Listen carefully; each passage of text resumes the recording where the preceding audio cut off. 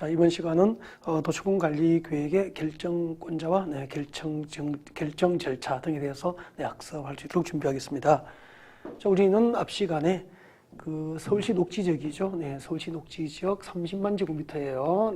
서울시 녹지 지역 30만 제곱미터를 주거 지역으로 용도 지역을 변경한다라고 가정하고, 자, 이것을 정책으로 위반하기 위해서 세 가지 단계를 거쳤을 겁니다. 기재조사를 해야 됩니다. 그리고 공고 및 열람 절차를 통해서 주민의 의견을 듣습니다. 그리고 서울시 지방의회 의견을 들어서 정책으로 위반됩니다. 여기까지 공부한 거죠. 그리고 누가 위반권을 행사할 수 있는지, 그리고 위반 절차까지 공부했고요. 그리고 위반권자는 전부 행정책이기 때문에 주민 제한 대상이 이제 다시 학습이 추가가 됐었죠. 자, 그러면은 자, 위반된 도시군관리계획을 누가 정책으로 결정하게 될까? 결정권자. 그리고 그 결정권자가 정책을 결정할 때 어떤 과정을 통해서 정책으로 최종 결정이 되는지 등을 학습하는 그런 시간이에요. 자, 위반된 도시군관리계획은 누가 결정하게 될까요? 여러분, 이 결정권자는 꼭 암기를 하셔야 됩니다. 중요해요. 시험 쳐야 되니까. 자, 위반된 도시군관리계획은 누가 결정하죠? 시도지사가 결정합니다. 시도지사가 결정한다. 이게 원칙이죠. 이때 시도지사가 누구죠? 자, 국토계획법에서 시도지사를 하면 법률로 규정되어 있죠. 그 범위가. 그래서 정확하게 하셔야 됩니다. 자, 누구죠? 그렇죠. 서울특별시장, 6대 광역시장, 좋아요. 그리고 세종특별자치시장, 특별자치시장입니다. 우리끼리 특시. 그리고 제주특별자치도지사, 특별자치도지사, 그리고 시지역은 그리고 도지사까지 제주특별자치도가 아닌 도까지를 시도라 그래요. 그래서 서울특별시장, 6대 광역시장, 세종특별자치시장, 제주특별자치도지사, 그리고 도지사를 시도지사라고 합니다. 그래서 도관할구에서 도시군관리계획은 관할 도지사가 결정한다는 얘기죠. 근데 특별시, 광역시, 특별자치시가 아닌 시 중에서 인구가 50만 이상이면 국토교육부에서는 대도시라고 합니다. 그래서 특별시, 광역시가 아닌 도시 중에서 인구 50만 이상이 되는 도시는 대도시가 되는 거예요. 50만 이상이죠. 그래서 위반된 도시군관리계획은 시도지사 결정이 원칙인데, 인구 50만 이상인 대도시에서는 대도시장이 직접 결정을 하게 되는 거죠. 그 다음에 시장 또는 군수가 도시군관리계획을 결정하는 경우도 있어요. 아주 중요해요. 정해져 있거든. 한정돼 있거든. 시장 군수가 위반을 한, 시장으로서 직접 위반한 지구단위 계획구역의 지정과 변경, 그리고 지구단위 계획의 수립과 변경을 위한 도시군관리계획은 시장으로서 직접 결정하게 되는 거예요. 아셨죠? 이게 원칙이에요. 교재가치부입니다. 여러분 교재는 29페이지에 있죠. 원칙. 도시군관리계획은 시도지사 동그라미 하시죠. 시도지사가. 그리고 대도시는 누가? 대도시시장 가로 안에 동그라미 하시죠. 그래서 시도지사, 대도시시장이 직접 결정할 수도 있고 시장으로서의 신청에 따라서 결정을 한다. 이게 원칙이에요. 그 다음 미칠 거예요. 다음에 도시군관리계획은 시장으로서 직접 결정한다. 미칠 것이고, 시장 또는 군수를 동그라미 하시고요. 자, 시장 또는 군수가 도시군관리계획을 직접 결정할 수 있는 대상은 2개뿐이에요. 2개. 기억번 꼭 외우시면 돼요. 기억번 미칠 것이십시오. 시장 군수가 위반한 지구단위 계획구역의 지정과 변경 미칠 거면 되죠. 시장 군수가 직접 위반한 지구단위 계획구역의 지정과 변경을 한 도시군관리계획은 시장군수가 결정합니다. 꼭 암기하시고요. 그 다음에 이제 예외적으로 이렇게 원칙적으로 시도지사, 대도시장이 결정하는 게 원칙인데, 예외적으로 국토교통부는 중앙정부를 의미하잖아요. 중앙정부에서, 즉 국토교통부 장관이 직접 도시군관리계획을 위반할 수 있죠. 국토교통부 장관이 결정할 수 있죠. 국토교통부 장관이 직접 결정할 수 있는 대상 3개를 외워야 됩니다. 3개. 꼭 외우셔야 되죠. 국토교통부 장관이 위반한 도시군관리계획은 국토교통부 장관만 결정할 수 있죠. 국토교통부 장관이 위반한 도시군관리계획은 국토교통부 장관만 결정할 수 있어요. 그 다음에 또 하나가 개발제한구역이죠. 그린벨트. 개발제한구역을 새로 지정하거나 변경 결정하는 결정권은 중앙정부가 움켜쥐고 있어요. 국토교통부 장관만 할 수 있다는 거지. 그죠? 그 다음에 이건 너무 중요합니다. 그냥 시가와 조정구역의 지정과 변경이 아니고요. 국가계획이죠. 국가계획과 연계된 국가계획과 연계된 시가와 조정구역의 지정과 변경을 위한 도시공관리구역은 국토교통부 장관만 결정할 수 있어요. 이 책은 암기를 좀 하셔야 됩니다. 아 진짜로 같이 할까요? 국토교통부 장관이 입안한 도시공관리구역, 개발제한구역 지정과 변경을 위한 도시공관리구역, 그리고 국가계획과 연계된 시가와 조정구역의 지정과 변경을 위한 도시공관리구역은 국토교통부 장관만 결정을 할 수 있게 됩니다. 이게 보시고 마지막에 이제 수단조원보호구역의 지정과 변경이죠. 수단조원보호구역의 지정과 변경. 수단조원보호구역의 지정과 변경을 위한 도시공관리구역은 수단조원보호구역은 관할이 해양수산부니까 해양수산부 장관이 결정하는 거죠. 수단조원보호구역의 지정과 변경을 위한 도시공관리구역은 해양수산부 장관만 결정할 수 있게 됩니다. 그리고 그 다음에 이제 미연분 나와 있죠. 그 입지규제 최소구역의 지정과 변경, 그리고 입지규제 최소구역 계획에 관한 도시공관리계획은 누가 결정하죠? 도시공관리계획의 결정권자입니다. 도시공관리계획의 결정권자. 입지규제 최소구역 지정권자는 입지규제 최소구역을 지정하고 변경 결정하는 결정권은 모든 도시공관리계획 결정권자가 행사해요. 결정권자. 그래서 입지규제 최소구역 지정에 관한 도시공관리구역 누가 결정하죠? 결정권자. 그렇게 보셔야 돼요. 아셨죠? 진짜 중요합니다. 왜요? 시험에 잘 나오니까 꼭 기억하십시오. 지금까지 뭘 공부한 거죠?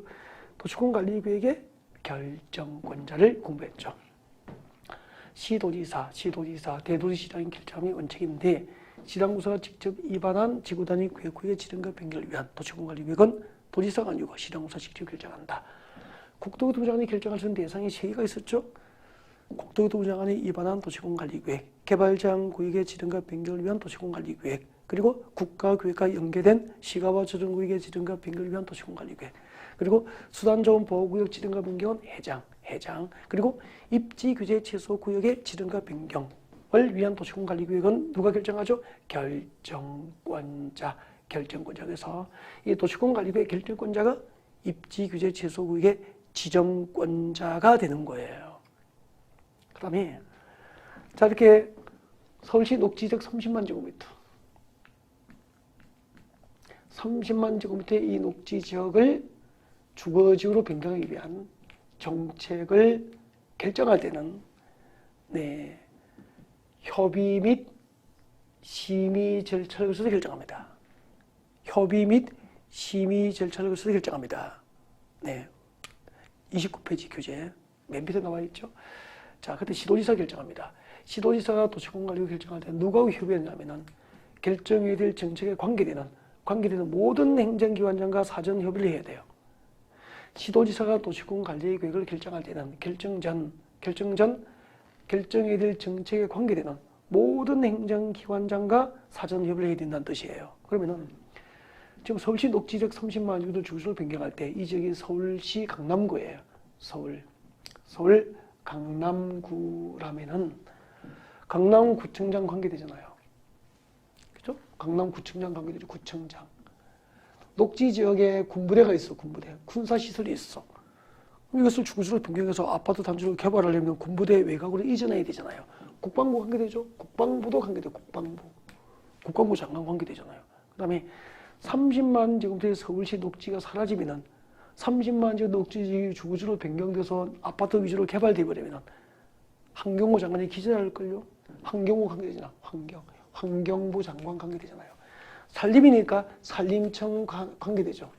그 다음에 30만 제곱미터의 녹지지역이 주거지로 변경되면은 초중고 학교 지어야 되죠. 교육부도 관계되네. 미리 예산 확보하고, 그죠? 이렇게 서울시 녹지지역 30만 제곱미터를 주거지로 변경하는 정책을 서울시에서 결정하려면은 결정에 관계되는 모든 행정기관과 사전 협의를 해야 된다는 뜻이고요. 단 국토교통부 장관이 이 정책을 결정할 때는 모든 행정기관이 아니고 결정해야 될 정책에 관계되는 중앙행정기관장, 이때 관계중앙행정기관장은 중앙행정부처의 장관을 봐, 장관급과 결정전 사전을 협의하면 돼요.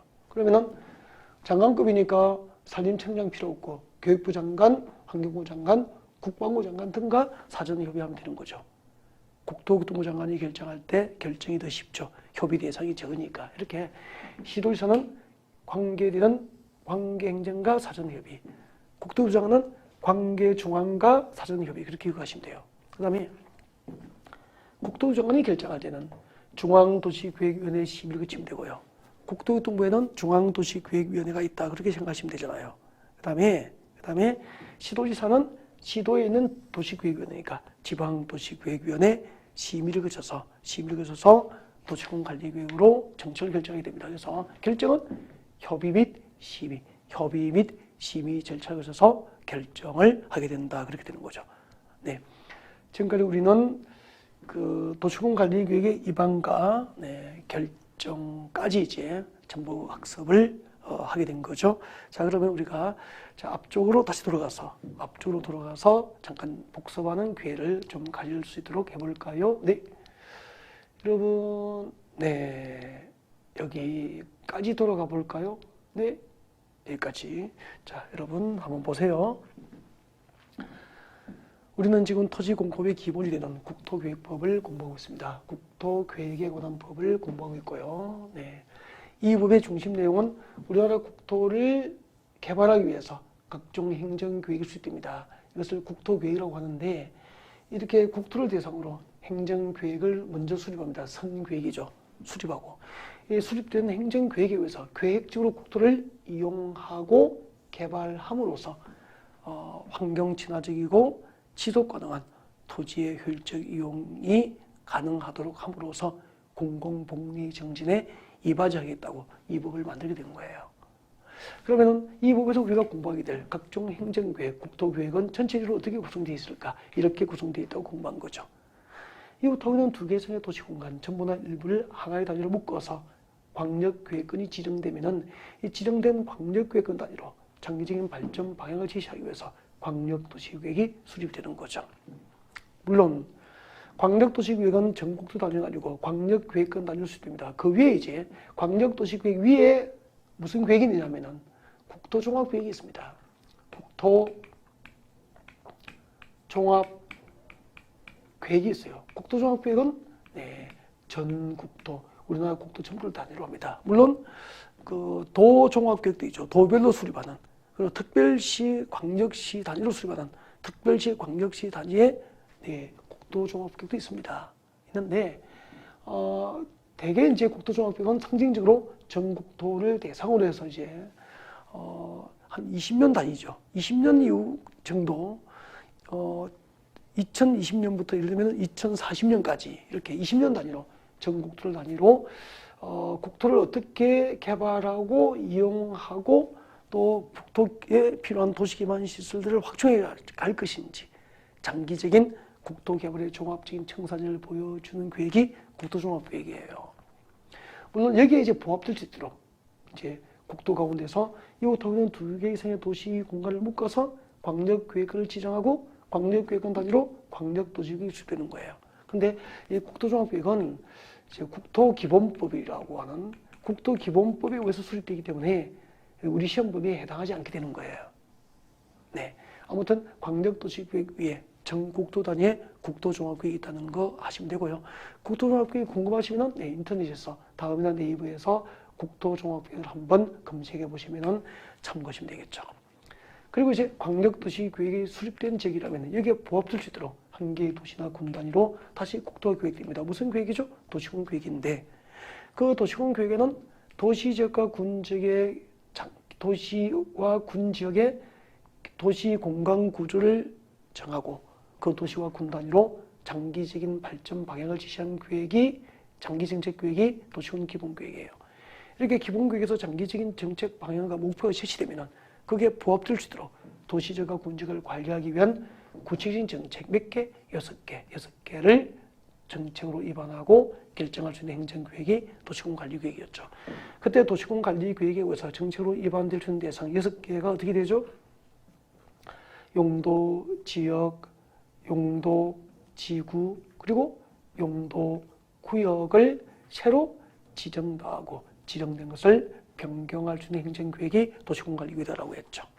그 다음에 도시공간관리계획에 의해서 도로, 지하철, 학교, 공항시설, 항만, 종합운동장 등 기반시설 새로 설치, 정비, 개량하는 것을 결정할 수 있죠. 그리고 도시공간관리계획으로 도시개발사업가, 그리고 정비사업을 결정합니다. 그리고 도시공간관리계획으로 지구단위 계획구역의 지정과 변경, 지구단위 계획의 수립과 변경을 결정합니다. 마지막으로 도시공간관리계획에 의해서 입지규제 최소구역의 지정과 변경, 입지규제 최소구역 계획의 수립과 변경을 결정합니다. 자, 이 6가지 정책이 도시공간관리계획에 의해서 자, 어떤 과정을 통해서 정책으로 입안될까요? 몇 단계를 거쳤죠? 기초조사합니다. 공고 열람 절차를 통해서 주민의 의견을 듣습니다. 그리고 용도지역, 용도지구, 용도구역 지정을 위한 도시공간관리계획 입안할 때는 해당 지방의회 의견을 들어야 합니다. 그리고 이제 이 입안된 것을 최종 정책으로 결정합니다. 결정할 때는 2가지 단계를 거쳤죠. 협의 및 심의 절차를 거쳐서 정책으로 결정이 됩니다. 그렇게 했었죠. 그래서 이 도시공간관리계획으로 이 6가지가 정책으로 입안할 때는 입안되기 위해서는 3단계 기초조사, 공고 열람 절차를 통한 주민 의견 청취, 지방의회 의견 청취, 결정할 때는 협의 및 심의 절차 이렇게 해서 모두 5가지 단계를 거쳐야만 하나의 정책이 생산된다는 것을 알 수 있게 되죠. 여기까지 공부를 했고요. 자, 그러면 이제 지금부터 다시 이제 진도를 앞으로 되돌아봤고요. 앞으로 다시 나가겠습니다. 자, 어떻게 나가느냐 하면은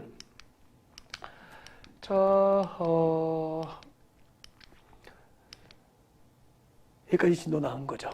자, 지금부터 이제 뭘 하느냐 하면은 도시공간관리계획으로 정책을 입안해서 결정했습니다. 무엇을 결정했죠? 서울시 녹지 지역 30만 제곱미터를 주거지로 변경하는 정책이 결정됐죠.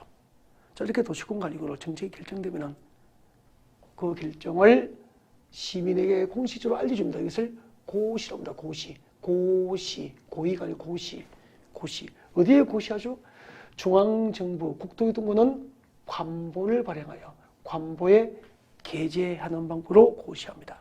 그리고 시도지사, 대도시장 등 지방자치단체는 공보를 발행합니다. 공보를 발행해서 중앙정부는 관보에, 자치단체는 공보에 게재하는 방법으로 결정을 고시하게 돼요. 고시. 지금부터 자, 이렇게 도시공간관리계획 결정고시 후에 어떤 법적 효과가 발생하고 어떤 후속 조치가 있게 될까요? 라고 하면은 이 5가지 제목을 줄줄줄줄 말할 수 있으면 진짜 좋은 학습 방법이죠. 그래서 항상요, 법이라는 것은 큰 목차가 있으면은 그 다음에 작은 목차들을 거기에 부속되는 작은 목차들을 떠올려야 돼요. 그래서 제가 다음 주에 도시공간관리계획 결정고시 후에 어떤 법적 효과가 발생하고 어떤 후속 조치가 있게 됩니까? 라고 하면 이 5가지를 말할 수 있어야 됩니다. 여러분, 도시공간관리계획 결정이 고시되면 도시공간관리계획으로 정책을 결정해서 고시하면 그 정책 결정의 효력이 발생해요. 언제?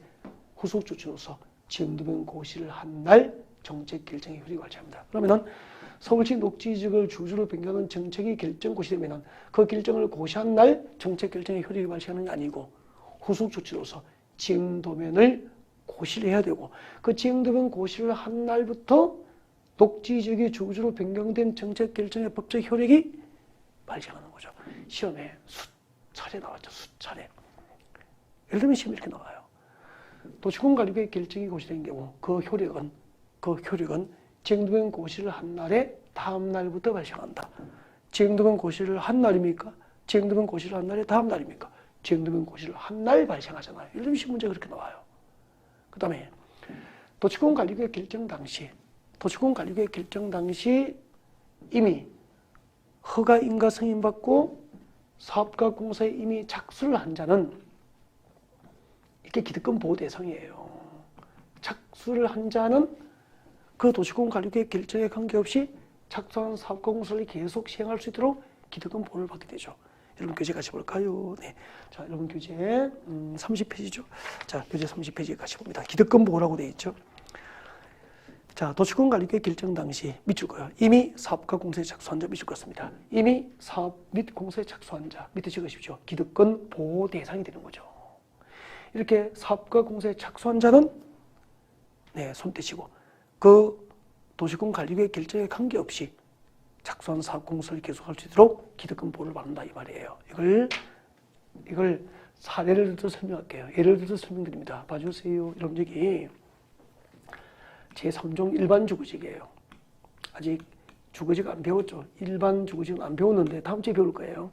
자, 제3종 일반 주거지역인데 여러분 일반 주거지역은 주택의 층수에 따라서 1종부터 3종까지 세부적으로 나누어져요. 1종부터 3종까지 있는데 1종 일반 주거지역은 저층 주택, 2종은 중층, 3종은 중고층, 중고층 위주의 편리한 주거환경 조성을 목적으로 지정된 용도지역이에요. 한마디로 3종 일반 주거지역은 고층 아파트 건축을 목적으로 용도 지정된 땅으로 생각하시면 돼요. 그러면은 지금 현재 용도지역이 3종 일반 주거지역이니까 고층 아파트 지을 수 있죠. 그렇게 해서 50층 아파트를 짓겠다고 주택법에 의해서 주택건설 사업계획 승인을 받고 주택건설 사업계획 승인 받고 50층 아파트 공사에 착수했죠. 공사에 착수해서 공사가 진행 중이에요. ING 공사 진행 중이에요. 근데 3종 일반 주거지역에서 해당 용도지역이 용도지역이 변경되어 버렸어요. 무엇으로? 유통상업지로 변경됐습니다. 유통상업지역으로 용도지역이 변경되죠. 다음 주에 배워요. 유통상업지역은 네, 서울의 남대문 시장이나 동대문 상가가 위치한 곳처럼 대규모 도매시장이 위치합니다. 도매시장. 동대문 상가나 남대문 시장은 도매시장이죠. 자, 이곳은 유통상업지역이에요. 그러면 상식으로 도매시장 안에 남대문 시장 안에 아파트 지을 수 없잖아요.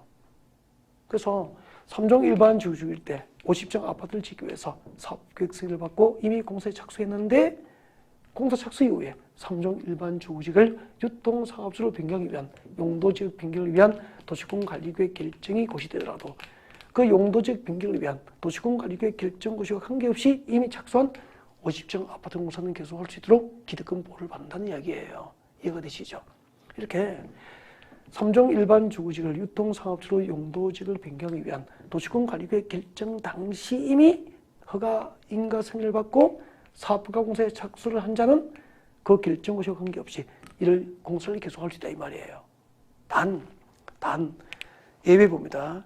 기업부대 봅니다. 시가버추는 구역과 수단조합 보호구역 지정에 관한 도시공관리계획 결정 당시 이미 사업가 공사에 착수한 자가 그 착수한 사업공사를 계속하고 싶으면은 그 지정에 관한 밑줄 긋죠. 도시공관리계획 결정 고시로 3개월 이내 동그라미 3개월 이내에 착수한 사업가 공사 내용을 관할 시정을 정해서 뭐해줘? 신고. 그래서 이렇게 하십시오. 앞으로 시가버추는 구역 다음 주에 배워 이것도 안 배웠어 아직까지. 자, 시가버추는 구역이 있어요. 수단자원 보호구역도 안 배웠습니다. 있습니다. 시가버추는 구역과 수단자원 보호구역 지정을 결정고시할 당시 이미 사업가 공사에 착수한 자가 그 착수한 사업가 공사를 계속하려면 몇 개월? 그렇죠. 3개월 내에 착수한 사업가 공사 내용을 신고하면은 신고한 사업 공사는 계속할 수 있다는 거죠. 그럼 처음부터 하면은 도시공관리계획 결정 당시 이미 사업가 공사에 착수했다면은 그 결정과 상관없이 착수한 사업은 계속할 수 있도록 기득권 보호를 받아요. 단 시가버추는 구역과 수단자원 보호구역 지정을 결정고시할 당시 사업가 공사에 착수한 자가 기득권 보호받으려면은 그 결정고시도 3개월 내에 신고해야 신고한 사업가 공사만 계속할 수 있도록 기득권 보호를 받을 수 있다는 뜻입니다. 네. 도시공관리계획 결정고시 후에 어떤 법적 효과와 후속 조치가 있게 됩니까? 두 가지를 지금 설명드린 거잖아요. 네, 두 가지를 설명드렸습니다. 그 다음에 세 번째입니다. 도시공관리계획 결정이 고시되면 관보나 공부에 게재하는 방법으로 도시공관리계획 결정이 고시되면은 그 후속 조치로서 지행도면을 고시해야 된다는 거예요. 도시공관리계획 결정이 고시되면 거기서 끝난 게 아니고 그 결정 고시 후 그 후속 조치로서 지행도면 고시가 있어야 되는 거죠. 그래서 고시는 알리는 거잖아. 공적으로 알려주는 거죠. 그죠? 그럼 이때 고시는 두 번째 알린 거죠. 왜요? 아까 서울시 녹지 지역을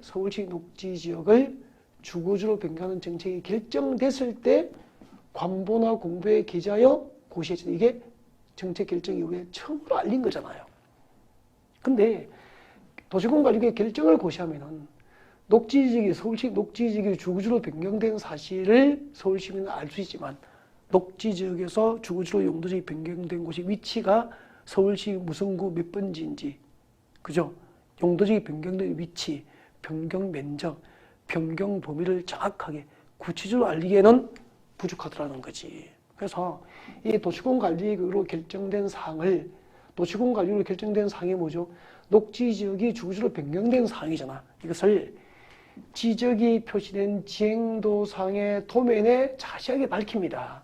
그래서 지행도면이라고 그래요. 다시, 지행도면이란 도시공관리구역으로 결정된 사항, 즉 녹지지역이 주거지로 변경된 사항을 지적이 표시된 지행도상의 도면에 자세하게 밝힙니다.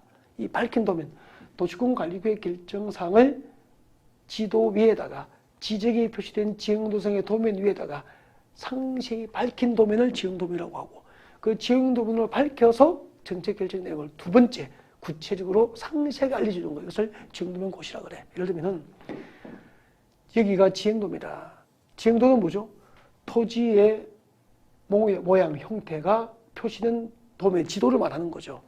여기가 지적이 표시된 지형도인데 도시공관리구로 결정된 사항, 녹지지역이 주거지로 변경된 사항을 밝힙니다. 빗금침 부분만큼의 용도지역이 녹지지역이었는데 이번에 주거지로 변경됐습니다. 그리고 그 면적은 30만 제곱미터고요. 변경 범위가 이만큼이라고 지도 위에 상세하게 이렇게 밝혀요. 이걸 지형도면이라고 그래. 밝혀서 이 지형도면으로 시민들에게 용도지역이 변경된 정확한 위치. 자, 이 위치는 서울 강남구 대치동 산 200번지다. 용도지역이 변경된 정확한 위치, 변경 면적, 변경 범위를 지도 위에 상세하게 밝혀서 시민들에게 정책 결정 내용을 구체적이고 상세하게 다시 한번 알려주는 것. 이것을 뭐라고 하죠? 지형도면 고시라고 하는 거죠. 그러면은 서울시 녹지지역 30만 제곱미터 주거지로 변경돼서 택지로 개발되고 아파트, 고층 아파트 위주로 개발되면 투자자, 관심을 보이시는 분이 무지 많겠죠. 그분들에게 여러분이 고객으로 설명할 때는 관보나 공보에 게재된 것을 전제로 상담하는 게 좋습니까? 네, 지형도면으로 고시된 것을 활용하는 게 좋습니까? 그렇죠. 지형도면으로 고시된 것을 활용하면 더욱더 용도지역 변경 위치하고 변경 면적하고 변경 범위를 상세하게 구체적으로 여러분 고객에게 알려줄 수 있게 되잖아요.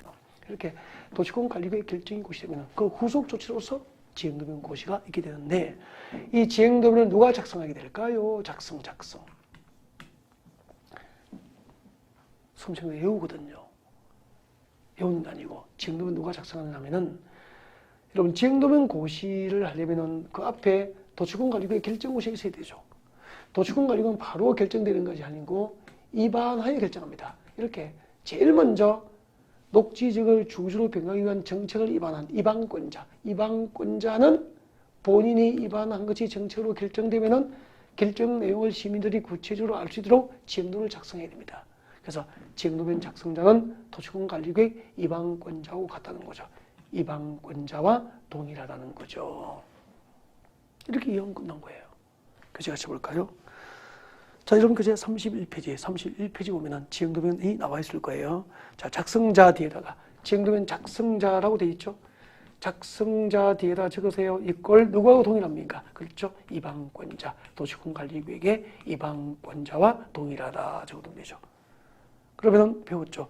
도시공관리구역은 한 개의 도시나 군 단위로 입안되기 때문에 원칙적으로 특별시장, 광역시장, 특시, 세종특별자치시장, 특도, 제주특별자치도지사, 시지역은 시장, 군지역은 군수가 입안하는 게 원칙이잖아요. 그러니까 이들이 입안하는 게 원칙이니까 이들이 입안하는 것이 도시공관리구로 결정되면 이들이 지형도면 작성하는 게 원칙이죠. 예외적으로 국토교통부 장관이 국가계획과 관련되어 도시공관리구에 입안이 필요하거나 둘 이상의 시도 관할구역에 걸쳐서 지정하는 용도, 지역 등 지정을 위한 정책은 국토부 장관이 입안하잖아요. 또 둘 이상의 시군 관할 구역에 걸쳐서 지정되는 용도 지역 등 지정을 위한 도시군 관리 계획은 관할 도지사가 위반하잖아요. 그죠? 그래서 국장 또는 도지사가 직접 위반한 도시군 관리 계획이라면 국장 또는 도지사가 직접 지형도면을 작성하게 되는 거예요. 이렇게 지형도면의 작성자는 도시군 관리 계획의 최초 위반권자하고 동일하다라고 기억하시면 되고요. 여기서 조심해야 될 거. 지형도면도 특별시랑 광역시랑 특별자치시랑 특별자치도지사가 수립한 작성한 지형도면은 승인 규정이 없습니다. 승인을 받아야 한다는 규정이 없는데 시랑 군수가 작성한 지형도면만 관할 도지사 승인을 받도록 합니다. 교재 같이 볼까요? 네. 자, 설명드린 내용 그대로 나와 있죠. 자, 31페이지 맨 위에 지형도면 작성자 같이 봅니다. 원칙 줄 것이십시오. 밑줄 것죠. 특별시랑 광역시랑 특별자치시랑 특별자치도지사 시랑 또는 군수가 밑줄 거고요. 이들은 도시군 관리계획 위반권자이면서 동시에 그것이 정책으로 결정됐을 때 지형도면 작성자가 되는 겁니다. 읽어볼게요. 특별시랑 광역시랑 특별자치시랑 특별자치도지사 시랑 군수는 도시군 관리계획 결정이 고시되면 지적이 표시된 지형도에 도시군 관리계획에 관한 사항을 자세히 밝힌 도면, 거기서 지적이 표시된 지형도에 도시군 관리계획에 관한 사항을 자세히 밝힌 도면, 이게 뭐죠? 지형도면이죠. 지형도면을 작성한다. 그래서 지형도면은 도시군 관리계획 위반권자가 작성한다는 것을 알 수 있어요. 다만 밑줄 긋죠. 국토교통부 장관 또는 도지사 밑줄 긋죠. 손대죠. 국토교통부 장관 또는 도지사가 직접 도시군 관리계획 위반을 했다면은 관계시장으로서의 의견을 듣고 직접 국장과 도지사가 지형도면 작성을 할 수 있게 돼요. 그리고 2번 발표하시고요. 자, 시장이나 군수 밑줄 긋죠. 시장이나 군수는 지형도의 도시군 관리 계획에 관한 사항을 자세히 밝힌 도면, 즉 지형도를 작성하면 밑줄 긋죠. 누구에게 승인받죠? 그렇죠. 시장자 작성가만 도지사 승인을 받도록 그렇게 하고 있습니다.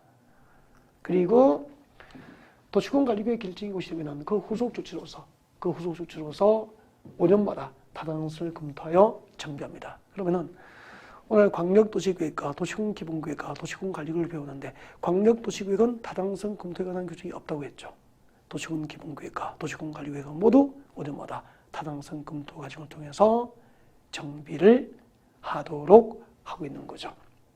다음에 국공유지 처분 제한이죠. 중요하진 않은데요. 설명드릴게요. 국공유지 처분 제한 이런 뜻이에요. 여러분 국가가 소유하면 뭐죠? 국유지죠. 국유지. 지방자치단체, 공공기관이 소유하면 공유지가 되죠. 국공유지가 되면 국공유지. 국가나 자치단체, 공공기관이 소유한 땅을 말하죠. 자, 이 국공유지에다가 국가 땅이고 자치단체 땅인데 이 국공유지에다가 공원을 설치하겠습니다. 공원은 기반이 쓰잖아요.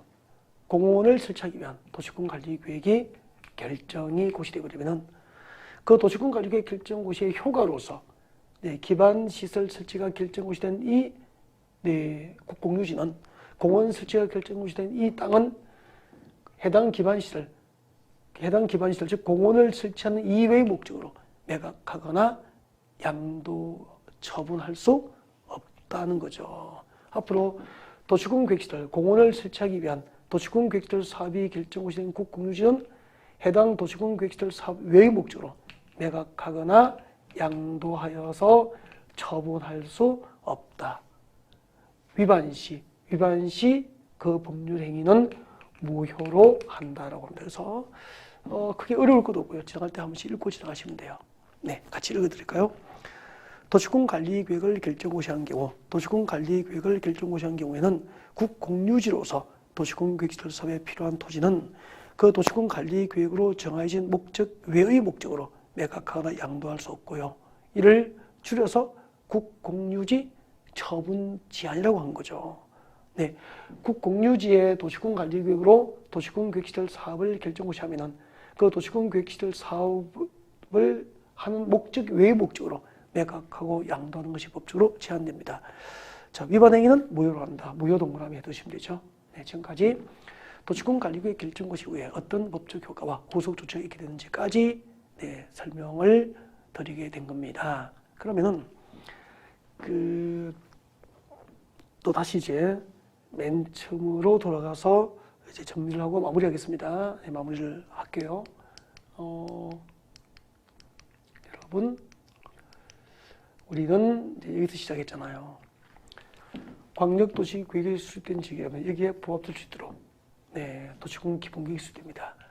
이 광역도시계획과 도시군 기본계획에서 제시하는 장기적인 발전 방향과 목표에 부합될 수 있도록 도시군 관리계획으로 몇 개?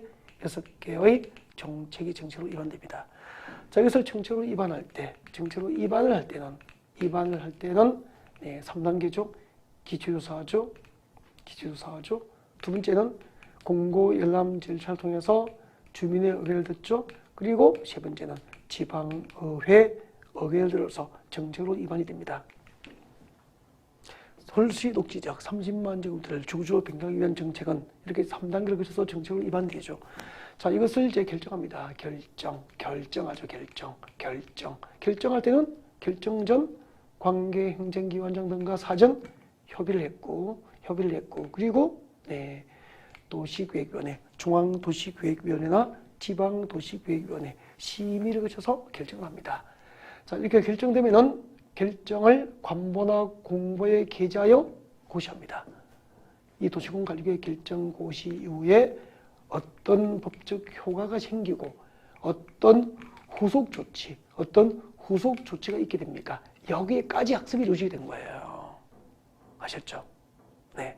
그러면은 광역도시계획 수립부터 이렇게 도시군 관리계획 결정 고시의 효과와 후속 조치까지 쭉 흐름이 전체적으로 연결되잖아요. 거기서 이제 입안권자가 누군지, 입안권자에게 누가 무엇을 도시군 관리계획으로 입안해달라고 제안할 수 있는지, 결정권자는 누군지, 원칙은 시도의사가 결정하고 대도시가 결정하는 게 원칙인데 국토교통부장이 결정할 수 있는 대상, 해양수산부 장관이 결정할 수 있는 대상, 입지규제 취소구역은 결정구조가 결정한다. 이런 것을 공부한 거예요. 그리고 도시군 관리계획 결정 고시 후에 어떤 효과와 후속 조치가 있게 됩니까? 하면은 그 결정을 고시하면은 네, 후속 조치로서 지행도변 고시를 한 날 정책 결정의 효력이 발생한다. 도시군 관리계획 결정 당시 이미 사업과 공사에 착수한 자는 그 결정과 관계없이 착수한 사업과 공사를 계속할 수 있도록 기득권이 보호된다. 기득권 보호. 그 다음에 도시군 관리계획 결정 고시만으로 정책 결정 내용을 구체적으로 알리기에 부족하니까 후속 조치로서 지행도변 고시를 해야 한다. 그리고 도시군 관리계획 결정 고시에서는 그 후속 조치로서 5년마다 타당성 검토하여 정비한다. 그리고 도시군 관리계획 결정이 네, 도시군 계획시설 사업을 설치하기 위한 도시군 관리계획이 결정고시 되면은 도시군 계획시설 사업이 결정고시되는 국공유지는 해당 시설 설치 외의 목적으로 매각하고 양도하여 처분할 수 없다. 위반 행위는 무효로 한다. 여기까지 공부한 거예요. 그럼 다음 주에 오시면은 이제 다음 시간에 무엇을 공부하냐면은 자, 다음 시간에는 이것을 공부하게 돼요. 도시군 관리계획으로 용도지역, 용도지구, 용도구역을 새로 지정하고 변경할 수 있잖아요. 거기서 용도지역편, 용도지구편, 용도구역편 들어가요. 예를 들면 용도지역편 들어가서 용도지역의 의의, 우리나라 국토에 지정되는 용도지역의 종류 21개, 아까 했죠. 그 다음에 용도지역 21개, 용도지역별 지정 목적, 어떤 용도지역의 땅 사면은 어떤 개발 행위를 제한받는지, 용도지역 안에서의 행위 제한, 그리고 용도지역 안의 건폐율, 용적률 이렇게 들어가요. 그리고 용도지구도 똑같이 용도지구의 의의, 용도지구가 무엇인지, 그리고 용도지구의 분류 이렇게 들어가는 거죠. 그러면은 용도구역도 마찬가지예요. 용도구역이 무엇일까? 의의, 용도구역의 분류, 종류별로. 예를 들면 개발제한구역, 도시재생공구역, 시가버주동구역, 수단정보구역 이렇게 들어가는 거죠. 지금까지 무엇을 공부했는지, 그리고 다음 시간에는 무엇을 공부하게 될지 여러분에게 살펴드렸고요. 믿고 함께 하면은 합격합니다. 네, 합격 제조기, 네, 분석국, 체계학과 끝까지 함께 하셨으면 좋겠습니다. 네, 다음 시간에 뵙겠습니다. 수고하셨습니다.